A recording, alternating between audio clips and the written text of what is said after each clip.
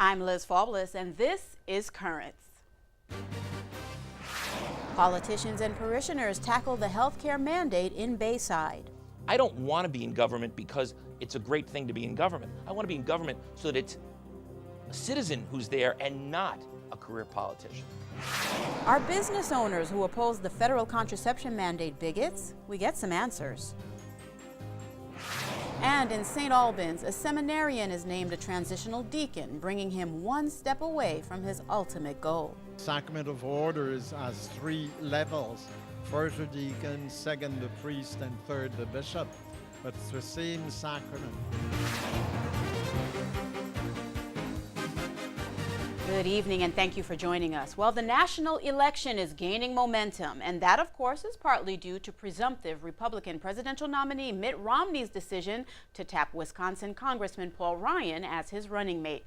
Now, the political landscape is picking up more attention, and with that, so are the hot-button topics that underscore this incredibly tight race for the White House. Issues including the economy, unemployment, and health care, specifically the Obama administration's HHS mandate, have sparked debate and controversy. The climate is no different here in New York. Here we turn our focus to Wendy Long, whose run for U.S. Senator pits her against 2 other Republicans vying for their party's nomination to challenge Senator Kirsten E. Gillibrand, a Democrat. Long says she stands with Cardinal Dolan and all people of conscience opposing infringement on religious freedom, while Gillibrand stands on the opposite front, siding with the Obama administration. Also on the radar, New York City Councilman Dan Halloran, who is hoping to fill the seat for the 6th congressional district that Gary Ackerman, a Democrat, is retiring at the end of the year. Well, the Joint Parish Respect Life Committee of St. Joseph's Church in Bayside hosted a meeting to introduce the 2 local candidates for elected office. The focus of the event, well, this should have a familiar ring by now: the HHS mandate and religious freedom. And I think it's a good sign, because these are top minds and top people who really understand. We are having a meeting for the Joint Parish Respect Life Committee, informing people about pro-life movements, pro-life conferences, events. Also, we will talk about issues, and every member of each parish will report about what's going on in their parish. It also is going to be covering. We have candidates, pro-life candidates. They will speak about, and our country was founded on religion, founded on protecting religion, protecting people of faith, and protecting religion from the government, not the opposite. Well, during the primary, I advised my family and friends to go vote for Wendy Long, because I like the way she supports, upholds the Catholic principles. I'm Catholic first, I'm conservative second. Oh, the HHS mandate, I think that's a terrible piece of legislation. That's totally against religious freedom, and I think it was targeted just to Catholics.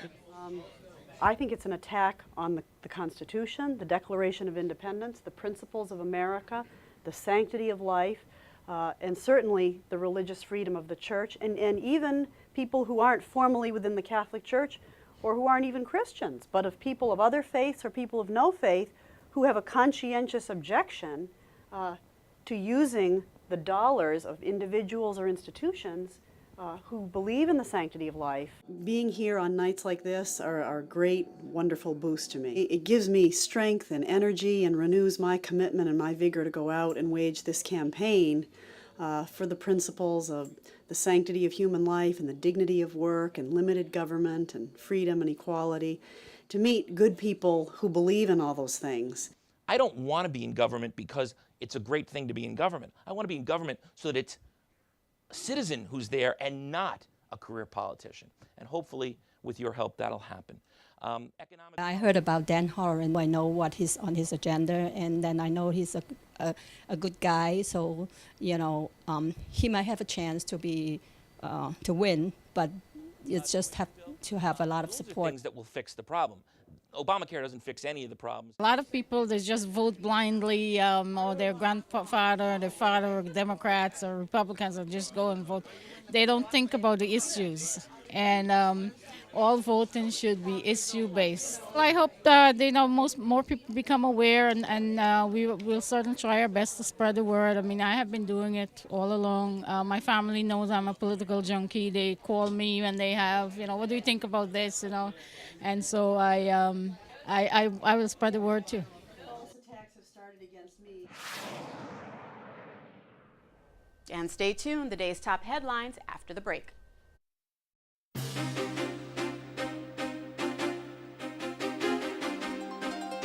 Welcome back to Currents. In tonight's headlines, a shooting wounds a guard at Family Research Council's headquarters in Washington. The council is a Christian group that is not only a leading opponent of same-sex marriage, but also a proponent of religious liberties and anti-abortion issues. They recently backed up Chick-fil-A after the company's president was in a political crossfire after publicly supporting traditional marriage. A 28-year-old Virginia man is being held after the shooting. Floyd Lee Corkins II is charged with opening fire at 10:45 on Wednesday morning in the lobby of the council. The security guard is currently in stable condition.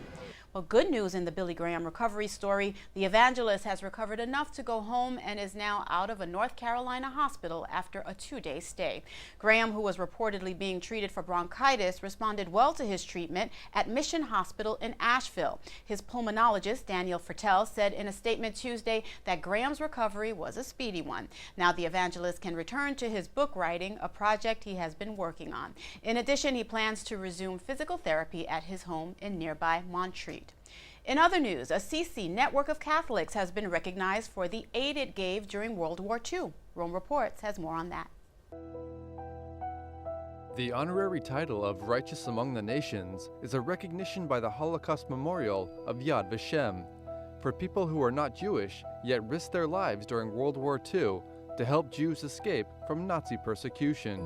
Over 500 of these cases came from Italy alone. During that time, a type of underground railroad developed for Jews known as the Assisi Network. During the Nazi occupation of Italy and their subsequent manhunt for Jews, Monsignor Giuseppe Placido Nicolini ordered Father Aldo Brunacci to begin helping the Jewish people by hiding them in monasteries and convents. Many were provided with false papers claiming they were from southern Italy, in an area that had already been liberated by American forces. This made it difficult for Nazi troops to verify. The Catholic clergy in the region also enlisted the help of locals in order to print the false documents and aid in their escape. Altogether, around 300 Jewish people were helped by the Assisi Network. For their bravery, Monsignor Nicolini and Father Brunacci were both recognized as Righteous Among the Nations in 1977. Others in the Assisi Network have also been recognized over the years for the risk they took in helping others flee to safety.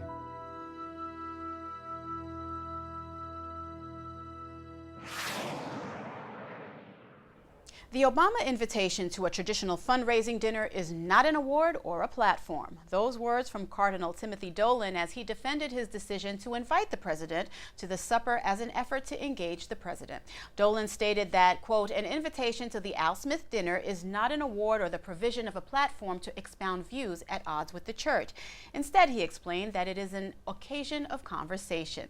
It's a decade-old election year custom to invite both Democratic and Republican candidates to the fundraiser, one that both Obama and Mitt Romney have agreed to attend. Many complaints have been made from Catholics criticizing Dolan's decision to follow this pattern. And in other political news, Democrats have rejected a move to acknowledge pro-life stance within their party as one of their committees has decided to reportedly reject efforts to welcome, quote, differing positions on the abortion issue. Kristen Day, executive director of Democrats for Life of America, stated that there is a lack of understanding about the extent of pro-life support within the party. She spoke about this to the CNA yesterday, stating that it's difficult for pro-life Democrats to speak up about their views. This is from fear of pro-abortion groups like NARAL, Pro-Choice America, in addition to Republican opponents. According to a study by Democrats to Life, about a third of all Democrats are pro-life and a quarter of Obama supporters are pro-life as well. Well, the Pope explains the importance of Assumption of Mary in our personal lives, and Rome Reports has more. The Pope celebrated Mass for the Assumption of Mary in the parish of San Tommaso da Villanova at Castel Gandolfo. Pilgrims filled the church, flooding over into the square outside where they watched on television screens. The Pope recalled the proclamation of the dogma of the Assumption of Mary by Pius XII in 1950 and explained it in the words of the Virgin Mary. Maria stessa pronuncia profeticamente alcune parole che orientano in questa prospettiva. Dice: d'ora in poi tutte le generazioni mi chiameranno beata. Una profezia per tutta la storia della Chiesa. Benedict also said that this Feast of the Virgin is important for personal life as it unites man with God. Nell'Assunzione vediamo che in Dio c'è spazio per l'uomo. Dio stesso è la casa di tanti appartamenti della quale parla Gesù. Dio è la casa dell'uomo. Aprendoci a Dio non perdiamo niente, al contrario la nostra vita diventa ricca e grande. The Pope then spoke to the crowds on the importance of faith, and one should find it in their daily lives. Sicuro è un mondo che si allontana di Dio non diventa migliore ma peggiore. Solo la presenza di Dio può garantire anche un mondo buono. After the Mass, Benedict XVI greeted those present and then returned to his home to pray the Angelus. And to the Philippines now, where Catholics prepare to welcome a teenage saint. On October 21st, the canonization of Blessed Pedro Calungsod, a teen catechist killed in the 17th century, will take place. Pedro died trying to protect his mentor, Jesuit father Diego Jose Luis San Vitores, a missionary who was also killed in the same attack. His martyrdom has inspired many, and the Vatican took notice. Monsignor Leeson, rector of the Shrine of Blessed Pedro Calungsod, has been researching him the past 15 years. He stated that we would want that the attention should be focused on God, who did the miracle. And lastly, 6 Catholic universities make the Forbes Top 100 list. In the magazine's annual U.S. College and University rankings, Notre Dame, Boston College, Georgetown University, College of the Holy Cross, University of Santa Clara, and Villanova University all made the list. The rankings are known to list the country's best undergraduate institutions. Stay tuned. There's more currents after the break. Coming up, Catholics protest a recent ACLU court brief comparing those who oppose the federal contraception mandate with those who discriminate on the basis of race.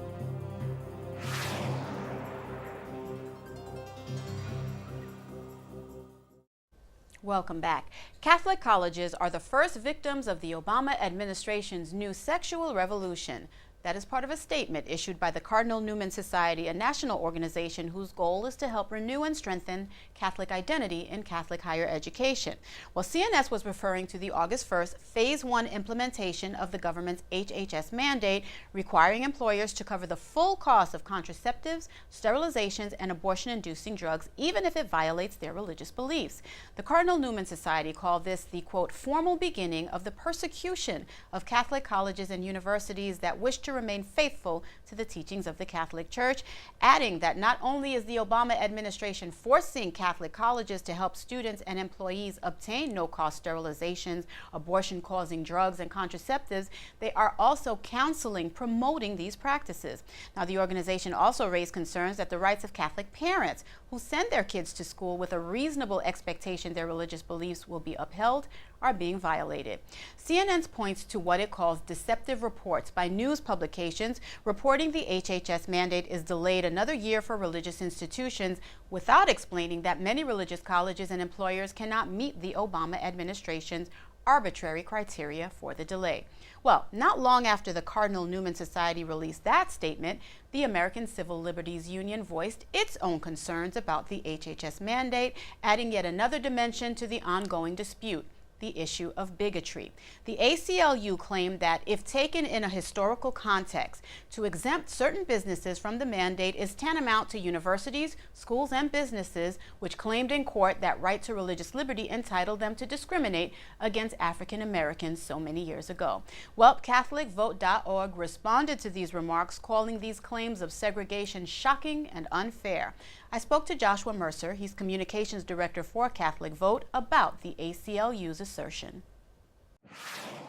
All right, Josh, now to be clear, at issue here is your lawsuit challenging the HHS mandate on behalf of a private Catholic business owner in St. Louis.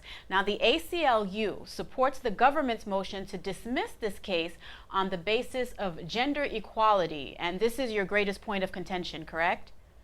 Right. I mean, we have two major problems with what the ACLU is trying to allege. First of all, the scurrilous charge that any Catholic businessman who refuses to offer birth control, sterilizations, or abortion drugs is somehow akin to a racist motel owner back in the 50s or 60s who wouldn't rent to African Americans. That is just absolutely repugnant. You know, that's, of course, a very unfortunate part of our past, and to drudge it up here now 50 years later, just because somebody doesn't want to have to provide abortion drugs, which kill small human beings, or sterilizations and birth control at no cost. It's an analogy that is absolutely repugnant and totally uncalled for, and so that's our major problem with this. We consider it a smear by the ACLU against, I mean, in other words, it's Catholic teaching to have a moral concern, a moral problem with birth control, sterilizations, and of course abortion drugs. And if you're just going to equate everyone who holds those Catholic teachings as a bigot, like this business owner Frank O'Brien, then aren't you saying the same about Pope Benedict and Cardinal Dolan? Are you calling them bigots as well? Is every Catholic a bigot? And Josh, I also want to say, from your point of view, while you do find this outrageous, the concern is, as we discussed, that courts do look at these amicus briefs, like judges do review them. So there is a concern that it could have some impact and it would not be in your favor. Right. There's several of these different lawsuits going across the country, and the ACLU decided to pick this one, and it's just unfortunate. I mean, judges do look at, the amicus briefs filed on behalf of both parties. They do take a look at the arguments, and they have sometimes, agreed to those arguments. And what they're trying to allege is that it would somehow, violate rights, as you say, if it did not offer it. Frank O'Brien already provides great health care plan, for his employees. So the question isn't is he providing it or not. The question is can the government force him to provide things which he considers totally immoral? And the ACLU is saying, it minimally, if at all, unquote, burdens our rights of religious liberty. Yeah, I did see that. I did see that in the brief, that they did say that it was a minimal effect to religious liberty. And I also did see that they argue that the ability to have full control over reproductive lives and to be able to decide whether and when to have children is an important component of gender equality. Now, do you disagree on the basis that they have made this a contraception issue? Because I know you've said this is not a contraception issue, this is a religious liberties issue. Well, I mean, if they're trying to state that, those things are necessary in order to have, full reproductive rights, what exactly does that have to do with forcing, employers to provide it in healthcare benefits? Obviously, sterilization, birth control pills, and abortion drugs, unfortunately, certainly abortion drugs, that's the most awful. All three of those things are perfectly legal. Anyone can purchase them if they want to. The question is, on an unprecedented power grab by the federal government, can the federal government force every employer in the country practically to have to provide these services, in their health care benefits, but they're going to drive out the cost? And they're not only provided, they're provided for absolutely free. I think it's just a way for President Obama to win over votes. It's got nothing to do with really trying to improve health care. He's just trying to win votes in a tough re-election campaign. And he thinks, well, who cares about who's sympathetic with businessmen or Catholic archbishops? Let's just go ahead and push for this bill.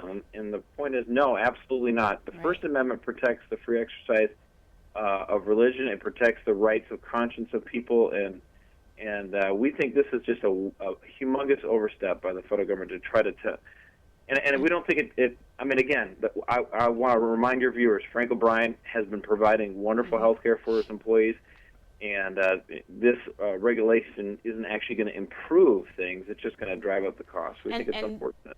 I'm sorry to interrupt, Josh, but I really want your opinion on this in the time that we have left. Does this St. Louis company's case against the government, as well as the dozens of others now in litigation, open the door to countless anti-discrimination suits on claims mandated by a religious belief, which is yet another claim that the amicus brief by the ACLU is making? Do you agree? I definitely think if so long as the federal government is going to try to force health services that that a large portion of the population have a religious objection to providing, then I think there is a problem. But again, it's a circumstance where we really haven't seen too much people suing, business owners suing because they don't want to provide basic health care. You know, in other words, there are those people who, for religious reasons, don't even get transfusions and that kind of stuff. But I haven't heard of businesses saying we don't want to provide health care that does basic health services like that, which, you know, some people might religiously object to, but that really hasn't been the case. So this is really new territory.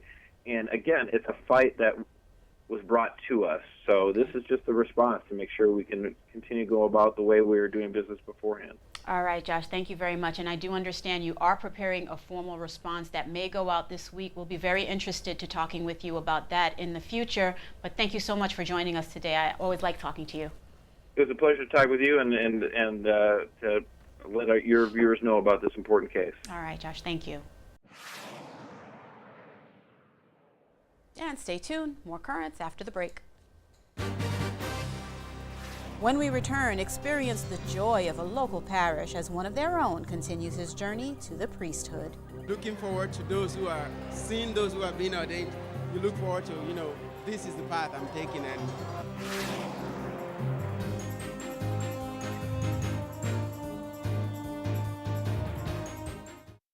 And finally tonight, if you have ever witnessed an ordination at any level, as many of you, our viewers, have, you know the experience is joyful, it's moving, it's emotional, and incredibly inspirational, not just for the candidate, but for their family, friends, and his home parish. Well, that was precisely the mood at Our Lady of Light Parish in St. Albans, Queens, where Bishop Guy Sansaric ordained seminarian Michel Pierre-Louis, a traditional deacon for the Diocese of Brooklyn. This part of his journey of discernment, formation, and preparation means Pierre-Louis is now one step closer to the priesthood, and our cameras were there to capture the blessed event.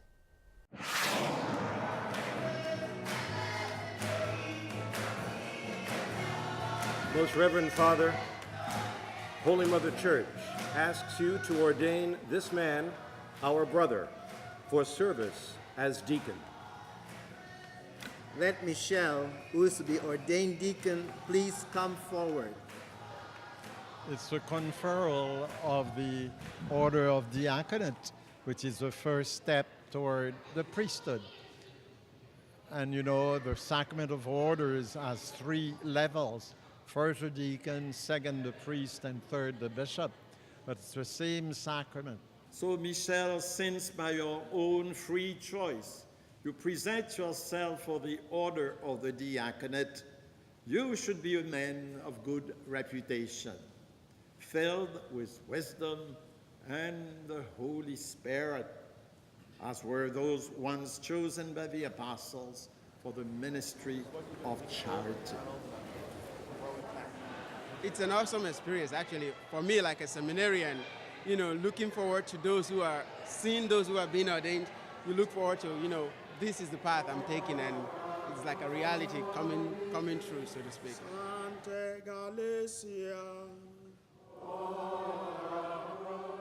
What's special to me, because as a family, I'm happy it doesn't take another way. It looks forward, looking for the path of God. That's why I'm happy today.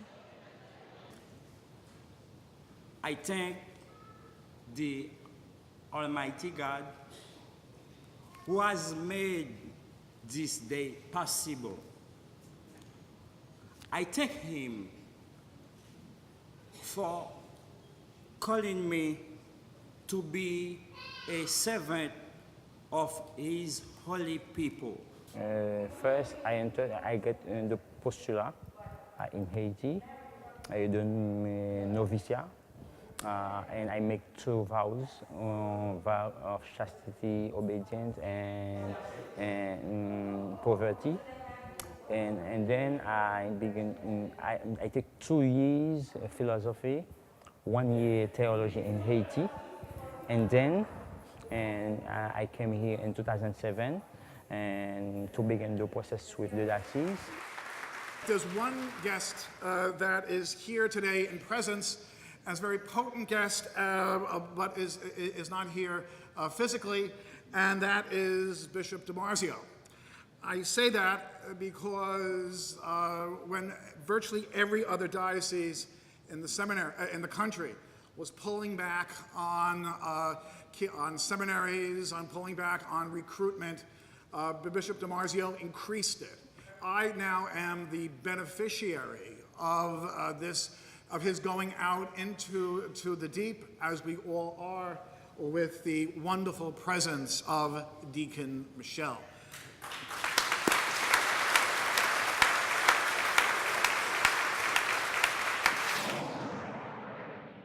Now in the Catholic Church, deacons preparing for the priesthood are transitional deacons. Those not planning to be ordained priests are called permanent deacons. Married men may be ordained permanent deacons, but only unmarried men committed to lifelong celibacy can be ordained deacons if they are planning to become priests. Well, that is all for tonight. Be sure to visit us online at currentsny.net, where you'll find your favorite interviews, episodes, Into the Deep with Bishop DiMarzio, and much more. And if you have a Twitter account, connect with us. We'd love to hear from you. Find us there at CurrentsNY. For all of us here at Currents, I'm Liz Faublas. We leave you with the sights and sounds of the closing recession from the ordination of Deacon Michel Pierre-Louis.